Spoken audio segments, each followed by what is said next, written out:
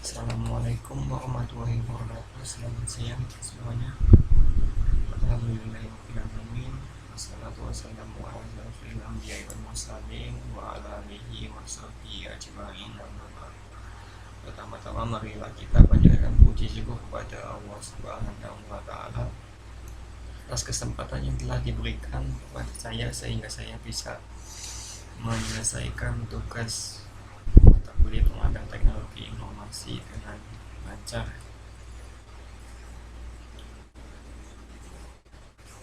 Selawat salam kita berikan kepada Nabi besar Muhammad Sallallahu Alaihi Wasallam yang telah membawa kita dari zaman jahiliyah sampai kepada zaman yang penuh ilmu pengetahuan seperti sekarang ini. Yang saya hormati Bapak Ahmad Fauzi MPT selaku dosen pemangku mata kuliah pengantar teknologi informasi. Yang saya hormati teman-teman dari teknik informatika, yang saya hormati pula para penonton yang melihat video ini. Perkenalkan, nama saya Ade Sudirno dari program studi teknik informatika Fakultas Teknik Universitas Pelita Bangsa.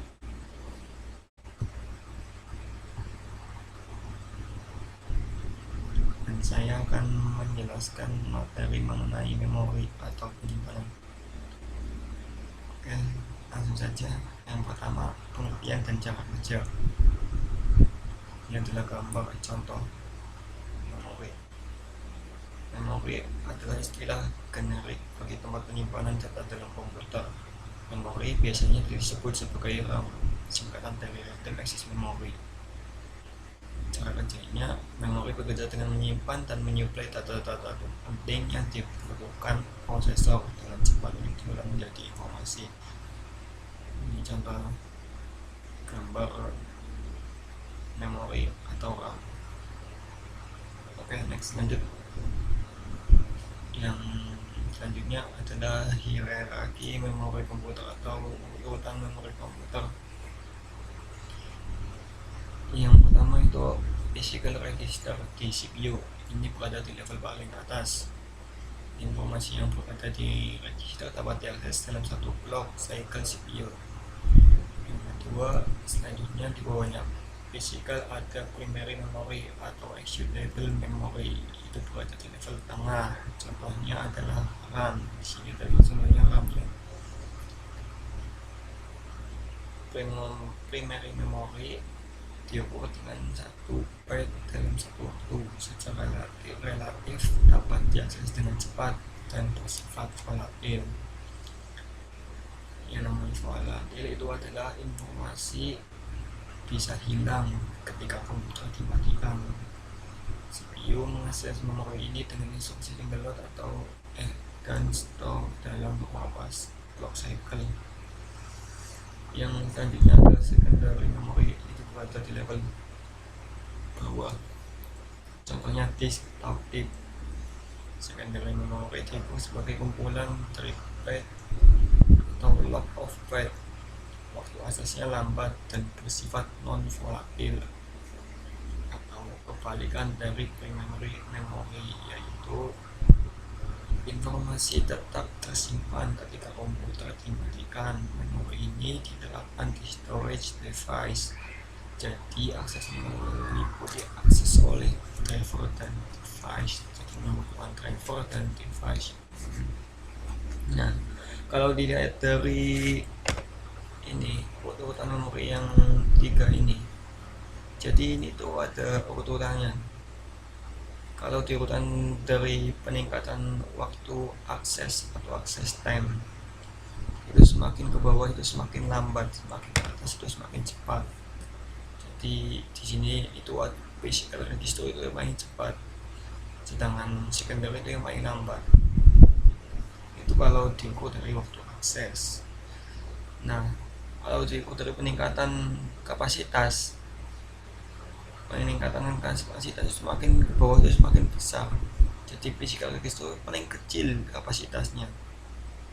dan secondary memory itu paling besar kapasitasnya, ketimbang banyak ya. Nah, kalau dari peningkatan jarak dengan prosesor itu semakin ke atas semakin dekat, dan semakin bawah semakin jauh dari prosesor. Kalau diurutan dari ke tiap bitnya, semakin bawah ke bawah itu semakin murah, sedangkan semakin ke atas semakin mahal. Itu ya. Oke, saya kira lanjut. Ini selanjutnya ada jenis-jenis memori atau penyimpanan. Yang pertama ada internal. Memori jenis ini dapat diakses secara langsung oleh prosesor. Memori internal memiliki fungsi sebagai pengingat. Dalam hal ini disimpan di dalam memori utama dapat berupa data atau program. Yang kedua ada memori eksternal, yaitu merupakan memori tambahan yang berfungsi untuk menyimpan data atau program. Contohnya hard disk dan floppy disk. Oke, kita coba dulu yang pertama, yaitu jenis memori internal. Kita klik di sini ada RAM. Contohnya adalah RAM atau random access memory. Ini pengertiannya adalah jenis memori yang isinya dapat diganti-ganti selama komputer dihidupkan dan bersifat volatil yang tadi ya. Selain itu, RAM mempunyai sifat yakni dapat menyimpan dan mengambil data dengan sangat cepat. Ini ada jenis-jenisnya, ada 6. Yang pertama ini bisa dibaca sendiri, histogram. Semua memori ini termasuk ke dalam kategori umum SIMM atau DIMM. Jadi ini urutannya tuh dari yang paling awal adalah Metro sampai yang paling baru yang DDR4. Ini adalah contoh gambar dari RAM. Di sini tertulis jenis RAM DDR3 4GB. Iya, benar 4GB. Ini itu berarti kapasitasnya 4GB dan jenisnya RAM DDR3. Oke, lanjut. Contoh yang kedua ada ROM atau read only memory. Ini bisa dianalisis. Ini pengertiannya adalah jenis memori yang isinya tidak hilang.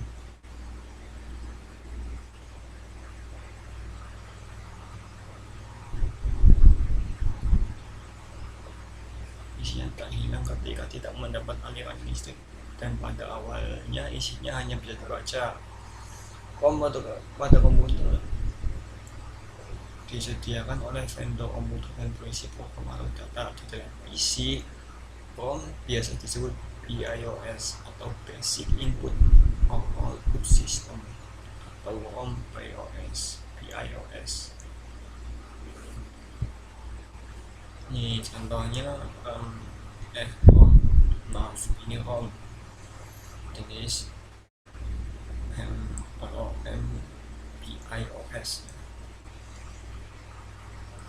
ROM dipisahkan menjadi 3 kategori, yaitu kategori yang pertama PROM atau Programmable Read Only Memory. Yang jenis yang ini, kategori yang ini dapat diprogram oleh pengguna. Setelah diprogram, data dan instruksi di dalamnya tidak dapat diubah. Jadi dapat diprogram oleh pengguna, tapi setelah diprogram datanya itu nggak bisa diubah, jadi permanen. Yang selanjutnya ada EPROM atau Erasable Programmable Read Only Memory. Kategori yang ini dapat diprogram ulang. Untuk menghapus data darinya, biarkan cahaya ultraviolet untuk memprogram ulang, hapus semua data sebelumnya.